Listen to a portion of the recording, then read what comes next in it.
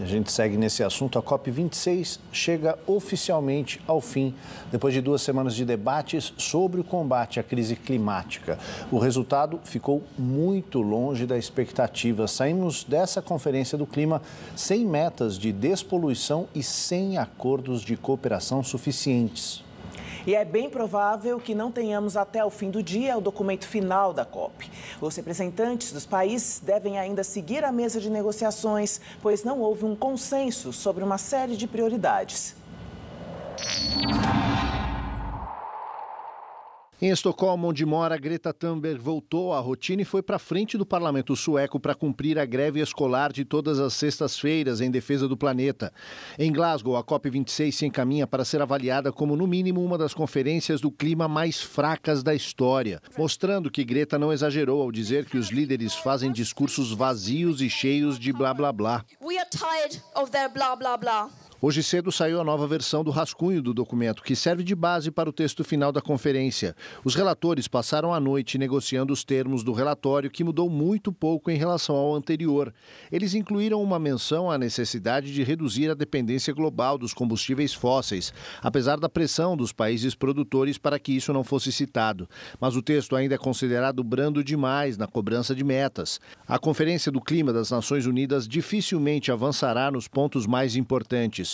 Os países não se comprometeram com metas suficientes para impedir que a temperatura do planeta suba mais que 1,5 graus, o que é considerado um desastre. Na situação atual, caminhamos para o aquecimento de 2,7 graus Celsius. Em algumas partes da Terra, poderá ser insuportável viver de tanto calor. Ilhas hoje habitadas vão desaparecer com a elevação dos oceanos. Entre as consequências, haverá mais êxodo, mais migração e populações sem um lar. A intensificação dos desastres naturais já é dada como certa pelos cientistas. Num protesto bem-humorado, a organização não governamental Oxfam colocou a terra numa fogueira e vestiu os governantes mais poderosos do mundo de bombeiros, apagando o fogo apenas com um copinho d'água. A ajuda financeira às nações em desenvolvimento também é citada como crucial na nova versão do documento, mas a COP já fracassou no objetivo de angariar 100 bilhões de dólares para o Fundo Verde. O cenário aponta para uma disputa desigual entre países ricos e pobres. O acordo, que prevê desmatamento zero até 2030, por exemplo, nem entrou em vigor e já foi desrespeitado. O governo Bolsonaro acaba de bater mais um recorde. Segundo dados do INPE divulgados hoje, o desmatamento na Amazônia em outubro foi 5% maior que no mesmo período do ano passado. É o pior índice para o mês desde 2015. A área de alerta de desmatamento na Amazônia no mês passado foi de quase 900 quilômetros quadrados. Os alertas incluem áreas já desmatadas e também regiões onde há retirada de floresta para mineração, por exemplo. O estado com maior área de alerta para desmatamento foi o Pará, com 501 quilômetros quadrados. 59% do território brasileiro são ocupados pela Amazônia Legal, que engloba 8 estados.